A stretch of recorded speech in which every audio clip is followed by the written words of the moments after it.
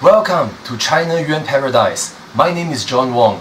This is the very first episode of the China Yuan Paradise, where we want to share with you some of the latest trends, developments, opportunities, experiences, information about China business opportunities or investment opportunities that you really can't get much information about unless you read the China newspapers, you stay in China, you talk to the people, you experience life there, and you're really immersed into it. Okay? Otherwise, a lot of foreign media doesn't give you that insight. And today, we want to start this channel so that we can share more about China.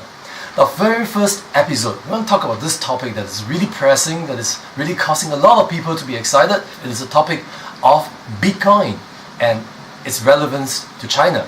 A bit of history, okay, in the 1500s, there was a Vienna professor who saw the tulip, he thought it was beautiful, he brought it to Holland, he branded it, marketed it, and the price of the tulip in 1630s increased to the price of 4 cows. So it's actually more expensive to buy the tulip than to buy 4 hard-working cows that can produce milk for you. The price of a particular breed of the tulip, the Schweitzer, went up to 400 over times that. And that's amazing. And that's what Financial Times is saying. They're saying that the Bitcoin is really just nothing new. It's really like the tulip in the 1600s, where the price are just being speculated, pushed up because of excitement and stuff. Now, relevance to China, what's happening right now? In 2017, this year, let's look at the month of September, right? On the 4th of September, China government announced their plans to ban the ICO, the trading platform for Bitcoin, because they find that Bitcoin is just too speculative and they can't control it.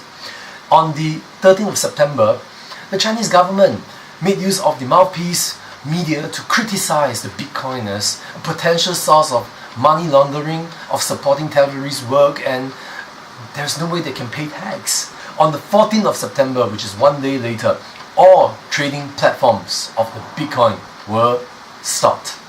And as a result of that, the Bitcoin price globally around the world was hit quite badly, affected by about 25%, okay, 25% by 24th of September. So that was quite a drastic drop. However, of course, today we know that the price is just going up, spiraling up. And as we speak, the price has already breached 11,000 USD. Now, who benefits from the Bitcoin going up? I'm going to tell you 3 categories of people that benefit from the Bitcoin improving in value. The first one is called the mining manufacturer. The manufacturers, because Bitcoin manufacturing is a very complex calculation, and the machines to produce these Bitcoins cost approximately 30,000 yuan to buy. So it's not cheap at all. It's not really for the layman, right? Well, one thing that you must know is that globally, all the Bitcoins, 70% of the entire Bitcoin manufacturing are produced in China. 70%. So that's why Bitcoin is really very significant in terms of the relationship to China. The second group of people that benefit from Bitcoin are the miners. Globally, the top 5 largest players for mining Bitcoins come from, guess which country? You are right, from China. Lots of energy are burnt in the production of China. Let me give you some statistics, okay? In 2014, the daily production of of Bitcoin costs 500,000 yuan. So they want to produce 100 Bitcoin, it costs 500,000 yuan of energy burnt. And that means the average cost of electricity to produce 1 Bitcoin was 5,000 yuan. That was in 2014. So the cost of production has now increased of electricity to cost about 10,000 yuan per Bitcoin. So that's very high.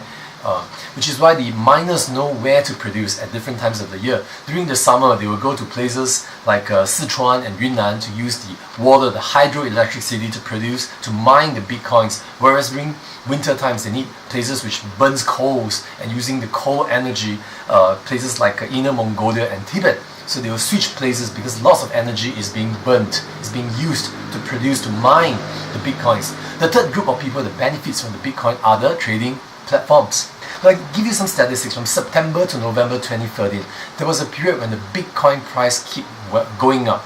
Reports have shown that during that period, there was a robot by the name of Wheelie that was participating actively in trading the Bitcoins. Every 5 to 10 minutes, it buys 5 to 10 Bitcoins for one consecutive month, and then keep pushing up the price so that every time somebody pushing a higher price, he buys it.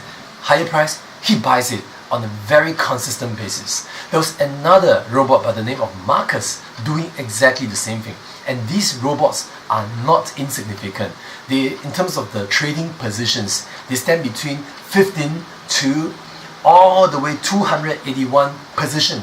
And between the by that period, by the September 2013, 570,000 USD worth of Bitcoin has been traded by these robots. So that's amazing. I mean, which is why the price significantly increased from $200 to 1,000 USD back in those days. So we can see that there's really a lot of manipulation of this Bitcoin trading. They're much automated. Some people behind are using programming to manipulate the price of Bitcoins. And we know that very creatively, after every trading, these robots will change their trading address. So it seems that they are not in the same position, they are not the same people. So people ask me, hey, John, when is this bubble going to burst? Should I get into the market? I really don't know when is this bubble going to burst, because a lot of governments around the world are saying that they don't have faith in the Bitcoin. They're taking steps to prevent it from becoming even more significant, even though this is really fast becoming the trend. But one thing I don't know, maybe the bubble will burst maybe on the day when you and I decided to enter the market and start buying Bitcoins. Find out more. Keep coming back to this channel. We'll keep updating you, feeding you with a lot of information, statistics, developments in China. I'll see you very soon. This is John Wong.